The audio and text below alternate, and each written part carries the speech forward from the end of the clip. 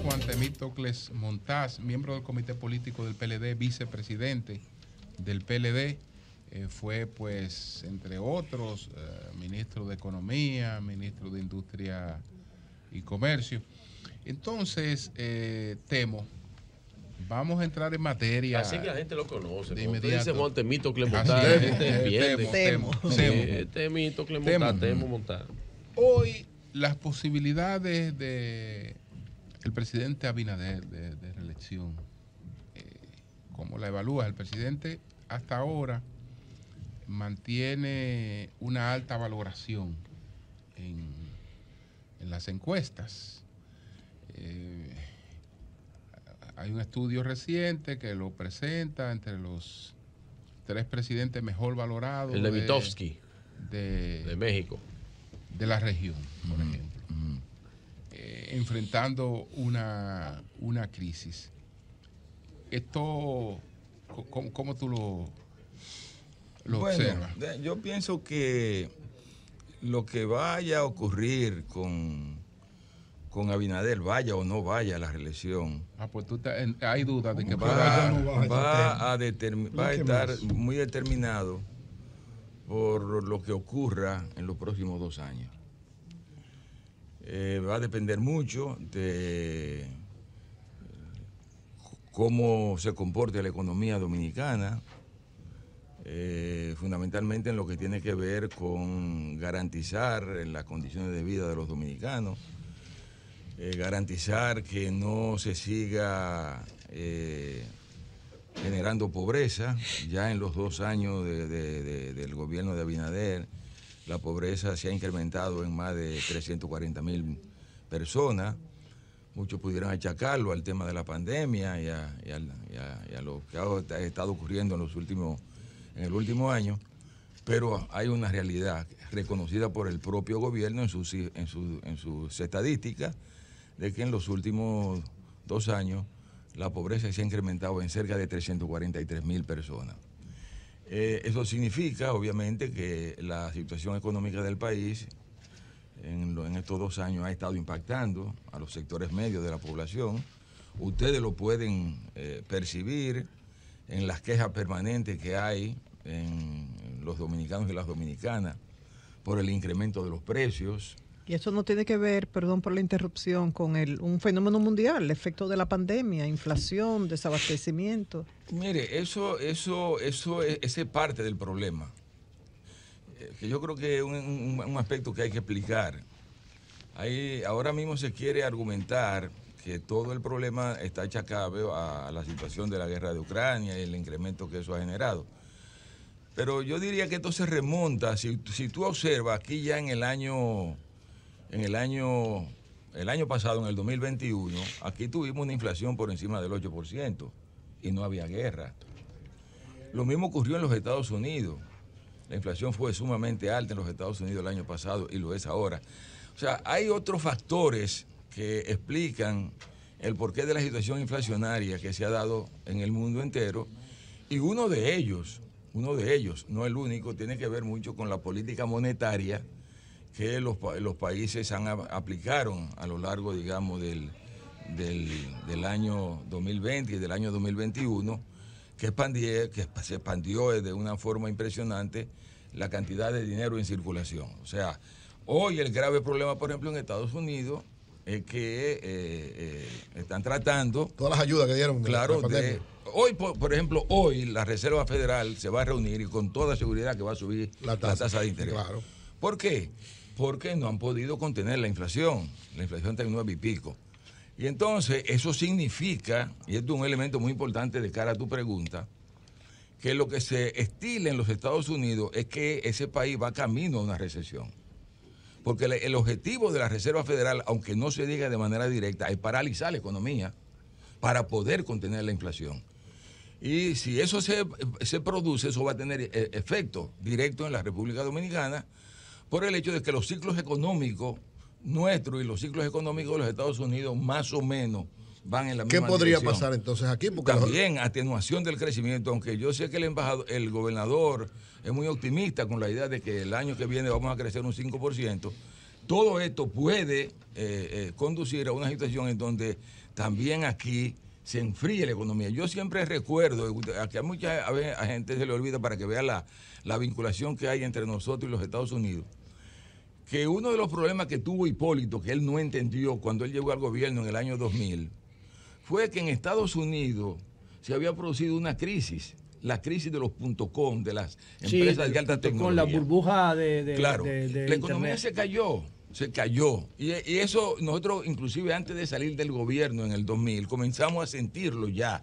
Ese periodo de crecimiento que tuvimos del 96 hasta más o menos el principio del año 2000, comenzó a enfriarse. Y a mucha gente se le olvida que en el primer semestre del año 2001, aquí la economía creció cero, con Hipólito, que fue lo que obligó a Hipólito a tener que emitir los bonos soberanos porque tenía que activar la economía. Eso fue el resultado de lo que pasó en Estados Unidos.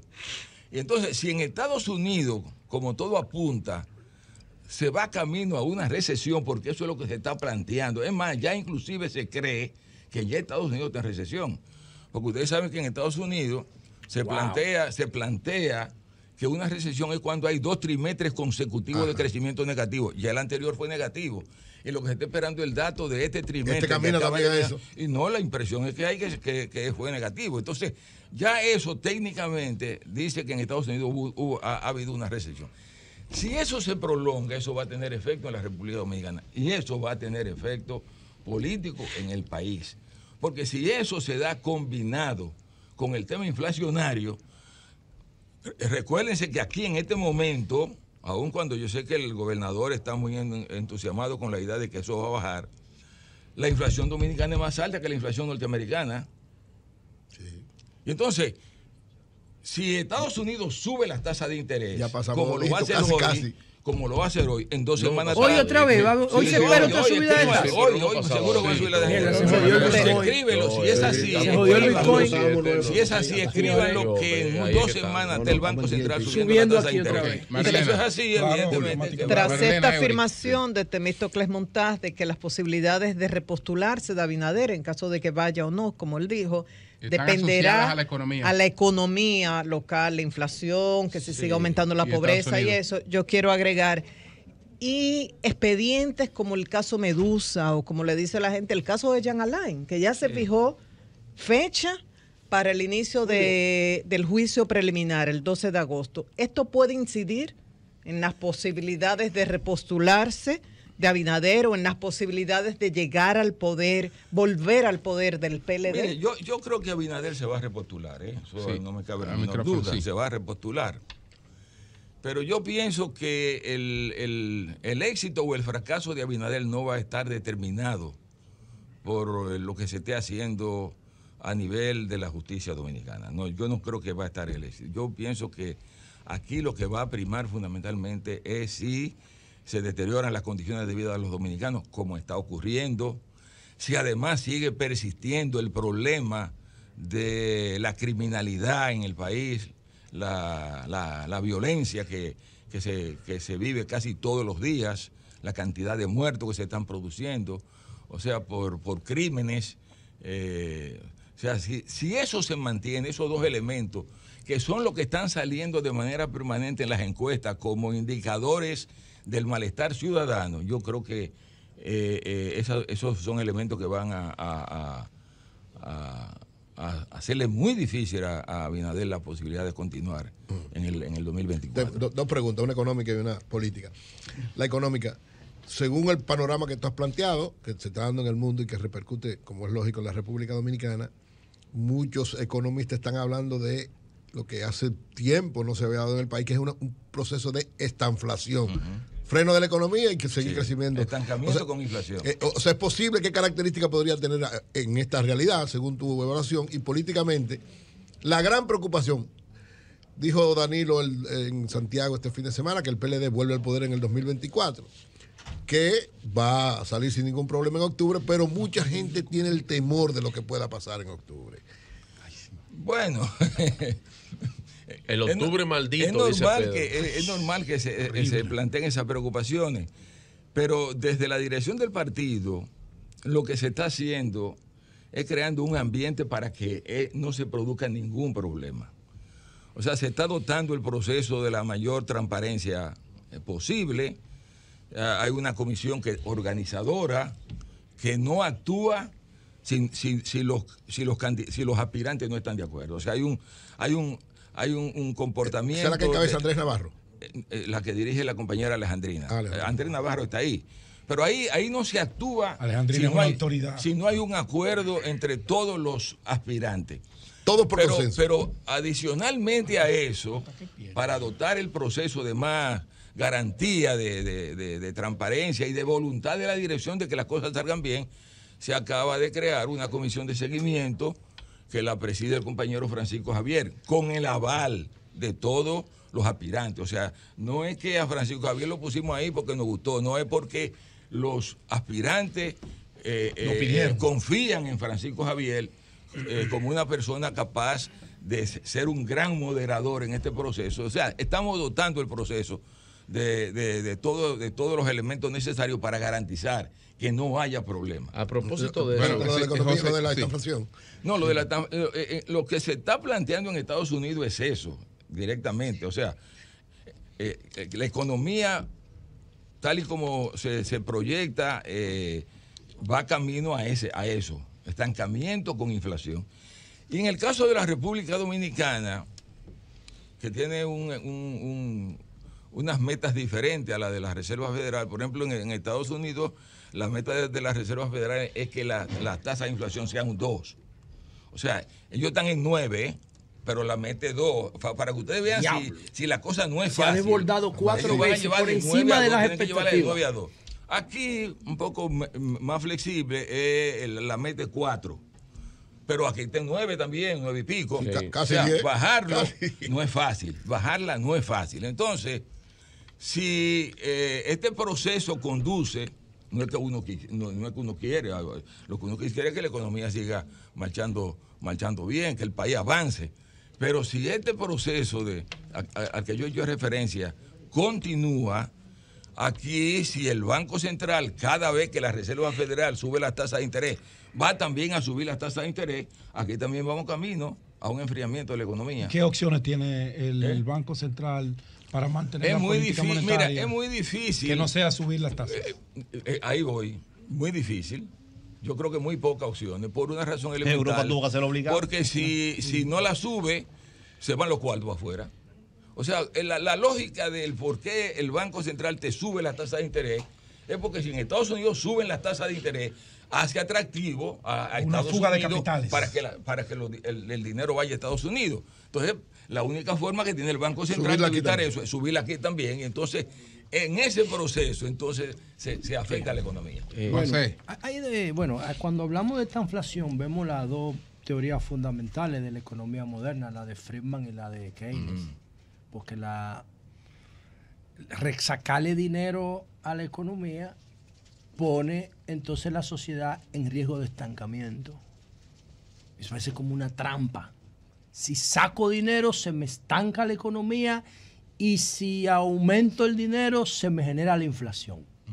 Entonces, la decisión de los gobiernos de aumentar la tasa de interés para recoger dinero de la economía y priorizar el control de la inflación, entonces es lo que normalmente se hace. Es lo único que pueden hacer los gobiernos para parar la inflación, sacarle dinero a la economía, o usted como experto en economía ve otras recetas. Eso por un lado. Mire, primero respóndame esa, para después hacer la otra. Mire, sobre el Carlos Medusa. El problema es que cuando usted ve los gráficos, o sea, cómo evolucionó durante el año 2020-2021, la cantidad de dinero que se puso en circulación en los Estados Unidos, es una locura. Y aquí, ¿cómo rebotó? Una locura. 4.000 millones de dólares más. Una locura. Y obviamente, en un contexto así, no tienen más alternativa que utilizar mecanismos para sacar dinero de circulación. Sí. Y obviamente no hay más. No tienen. La única receta pues no, es tienen el banco puede tratar de sacar dinero circulante. Sí, por otra vía, no simplemente aumentando las tasas. No solamente aumentando las tasas O sea, poniendo menos liquidez el banco disponible. El banco puede, correcto. Aumentar el encaje legal. Sí. Sí, eso puede ser. Pero también tiene manera de el banco emitir o comprar para sacar dinero de circulación. Comprarle papeles al banco, o sea, al Banco Central. Okay. Bueno, entonces, esa es la única forma, retirar dinero de la economía como sugieren los monetarios. El mecanismo permanente que han usado. O sea, que van a seguir subiendo la tasa de interés, encareciendo el dinero. Claro.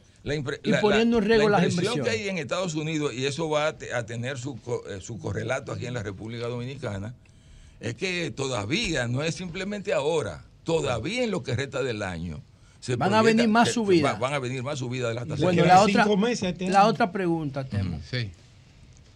Cuando Temístocles Montá ve lo que está pasando con Jean Alain, y recuerda lo que Jean Alain le hizo a ustedes, que nosotros aquí, todo el mundo lo rechazó en esta mesa, los que estábamos en ese momento. Esa forma tan atropellante y tan miserable de violentar los derechos a las personas para buscar un posicionamiento mediático, esa vaina. Eso fue asqueante. Cuando usted ve eso, mirando para atrás y ve lo que le está pasando a él ahora, ¿qué piensa Temo sobre este proceso? No, yo eso lo lamento. Porque usted y yo éramos del PLD. Sí. Yo nunca vi a Jean Alain en el PLD. Nunca en mi vida. Yo me hice adulto en el PLD, para que estemos claros. Yo me hice adulto en el PLD. Nunca lo vi, no sé de dónde salió. Sí. Temo, cuando usted ve lo que está pasando, ¿qué te opina? En el fondo, José, yo lo que hago es que lamento eso. Y me apeno. Ajá. Sí. Claro. Yo lo lamento. Profundamente lo lamento. O sea, usted no dice, por ejemplo, como yo he escuchado a algunos, está bueno que te pase por lo que tú me hiciste. No. Yo en política, yo creo que una de las cosas que he aprendido es a no guardar rencor. No hay rencor ni resentimiento. Claro. Usted se da un abrazo sin problema con el presidente Fernández, ¿verdad? Claro. Claro que sí. Porque esto es bueno que lo pregunte, porque yo sé que en la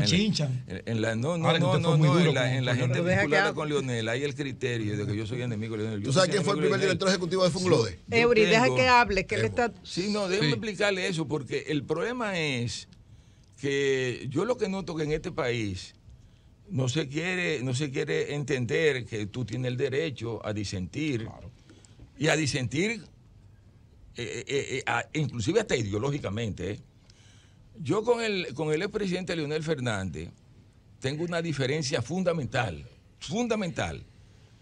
y es que yo entiendo que nosotros nos formamos en un ambiente democrático, nosotros fuimos luchadores contra el continuismo, y resulta que yo me he encontrado con una persona que formándose en ese espíritu de lucha contra el continuismo, él ha llegado a creerse que él es el continuador de Joaquín Balaguer. Y eso yo no lo acepto. ¿Usted sigue pensando que es el señor del pasado?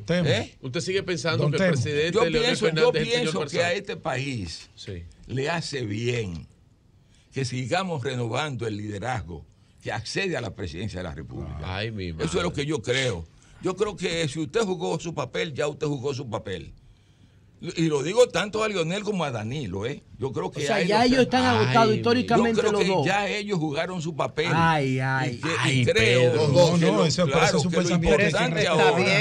que lo importante ahora es que gente nueva aporte. Porque ¿qué fue lo que le criticó la generación? Una generación que se consideró perdida a Joaquín Balaguer, que le cerró la puerta. Y al cerrarle la puerta a esa generación, también aniquiló al Partido Reformista Social Cristiano. Mucha gente no sabe que el aniquilamiento del Partido Reformista fue porque no se permitió que ahí otra gente alternara. Pero en el PLD alternó en el 2012. Señor, y alternó con la ayuda del liderazgo. Tú alternas hacia adelante, no hacia atrás. Pero te hemos estado planteando y yo estoy de acuerdo con mi tesis. Tú no estás de acuerdo con él. Mi tesis. No, pero está bien. Vamos mi tesis fundamental para terminar con este tema es que yo soy opuesto a todo tipo de reelección, incluyendo la diferida, porque en el fondo, ese amigo que tú mencionas, de manera muy inteligente, cuando aquí se había aprobado en el año 2002 2 periodos y nunca más, Cuando Hipólito, 2 periodos y nunca más. Que déjeme decir lo siguiente, para mí hubiese sido maravilloso si eso se mantiene, porque era la idea de continuar el esquema norteamericano. Este amigo, pero ahora en el fondo hace una reforma constitucional que se ha vendido muy bien, pero el objetivo final era garantizarle que él pudiera volver a ser candidato presidencial. Finalmente, Julio, de mi parte, a ustedes le critican, don Temo, que todo eso ustedes comenzaron a decirlo, esa diferencia ideológica con el presidente Fernández, cuando él abandonó la silla presidencial y vino el compañero Danilo Medina, que trajo su método, y en el 16 todos ustedes, el comité político, que era lo que tomaban las decisiones de ese PLD, le aplaudieron a Danilo y estuvieron a punto de aplaudirle en el 20. Mira, déjame decirte lo siguiente. Por eso le critican a ustedes. Te voy a decir algo que nunca se ha dicho. Sí, cuando se estuvo discutiendo el tema de la presentación de la reforma constitucional, de la nueva constitución, el compañero Felucho Jiménez y yo nos reunimos con el expresidente Leonel Fernández en una oficina en la tercera planta del Palacio Nacional. Esto que te voy a decir es primicia. Para el concepto histórico, ¿de qué mes y de qué año estamos hablando? Fue en los momentos previos al envío al Congreso. Ya se había consensuado. El proyecto de reforma. Sí, ya se había consensuado. 2015. Solo había 2015. No, en el 10. No, en el 10. En el 10. Las corbatas azules. ¿Y qué le plantearon a Leonel? Yo le voy a decir, si quieren, pregúntenselo a Felucho. ¿Y qué le plantearon a ustedes? Cuando nos juntamos con él, Felucho, porque tengo que reconocerle, le pregunta... Ustedes siendo empleados de Leonel, los dos. Sí. ¿Qué tú piensas con el tema de la... Ellos ninguno fueron como empleados. Yo eran colaboradores del gobierno. Yo era funcionario de Leonel. Le están hablando al jefe. No le estaban hablando al jefe. Adelante. Empleado del Estado, que es de todos. De la reelección. Él ahí comenzó a explicarnos el esquema hablaba hasta del esquema brasileño y de la cuestión. Y yo recuerdo, los dos aspirando. Y yo recuerdo que Felucho le dijo, Leonel, deja eso así. Que lo dejara como estaba. O sea, que no explicara nada. No, 2 periodos. No, que lo dejara como está. Nunca más. Pero que ya se había consensuado, dijo usted. No. 2 periodos y nunca más. Y entonces yo le dije al presidente también, yo estoy de acuerdo con Felucho, yo creo que eso es lo correcto. ¿Qué pasó? Escríbanlo, estas son cosas que algunos podrían decir que son una infidencia, pero tengo que decirlo porque, como tú señalas, que no se le dijo, al día siguiente ya pasa esa conversación en la noche. Él frente a nosotros no tiene argumento para decirnos que él va a sostener su punto de vista, y al día siguiente yo vuelvo y me junto con él en la tercera planta del Palacio Nacional y me llama, me dice, mira, Temo, yo no puedo enviar la propuesta de reforma de constitución o de reforma de la constitución sin dejar abierta la posibilidad. Yo no puedo dejar abierta, cerrar la posibilidad de yo volver a ser candidato. Yo tengo que enviar, o sea, no me puedo cerrar la puerta. Tiene un valor histórico, sí. Se lo estoy diciendo. Entonces, el que no quiere que la gente toque la Constitución para reelegirse era el primer rector. No le agregué nada, pero ya no le agregué nada. Es un asunto histórico y tú traes un chisme de patio. Bueno, pero yo quería... Usted tiene una pregunta, Claro. Sí. No temo. Esto tiene un valor histórico. De cara al proceso de octubre... Al fin de los tiempos. Eury decía los miedos que había. Temores. Sí, temores. Ustedes de cara a eso, ¿qué candados ustedes han puesto? ¿Cuáles son los acuerdos que han llegado para que no discutan? Porque hay 3 grandes. Hay 6 y hay 3. ¿Cómo se va a velar para que de esos 3, que creo que van a ser 2, no se peleen? Mire, ya le dije la estructura que se están montando para eso. Pero aparte de eso hay un documento que no se ha dado a conocer y que pienso que se dará a conocer ¿Cómo? Porque hay la decisión el que firmaron los 6. Consultarlo a ellos para su publicación, para que se sepa públicamente, donde hay un acuerdo de respetar lo que se decida por parte de todos los aspirantes. De manera que se ha estado trabajando en eso, y yo creo que hay la voluntad, y yo creo que todos los compañeros, cuando participan en las reuniones, son reuniones de confraternidad entre todos, o sea, no hay problema entre unos y otros, que tú dirías, inclusive era notorio por ejemplo, para la primaria en la primaria donde se fue el expresidente Leonel Fernández. El octubre maldito. Había problemas, se sentían los problemas. Bendito para usted. Aquí no hay problema.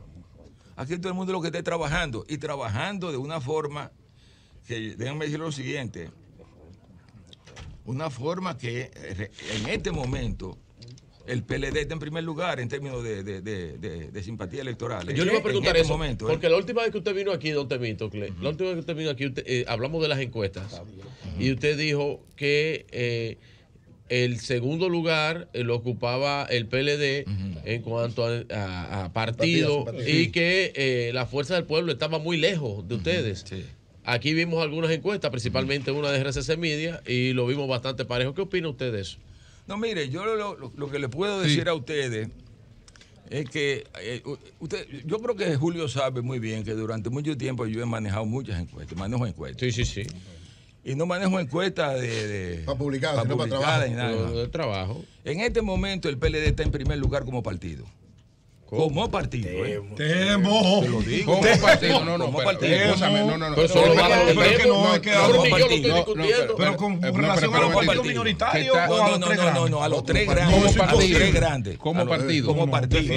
El PLD. Y además, oye, datos de la semana pasada. Señores, Juan Temístocle Montaz dice que en estos momentos el PLD está en primer lugar por encima del PRM, por encima del PRM. ¿Se puede explicar eso? O por la situación que estamos viviendo, José. ¿Qué tú crees que es la situación que está viviendo? Está bien, pero... Okay, pero vamos por parte. Esto como partido, cuando se miden las candidaturas, ¿qué pasa? No, esa parte, acuérdense que yo le dije a ustedes que hasta tanto nosotros no tengamos candidatos, nosotros no vamos a plantearnos darle seguimiento a eso de las candidaturas. Ahora lo que nos interesa es saber cuál es el posicionamiento del Partido de la Liberación Dominicana ante el electorado. Vamos a hacer una encuestica ahorita para que la gente llame, 20 llamadas, a ver cuál es el partido. Es que el PLD, bueno, pero eso no es encuesta. Pero más adelante.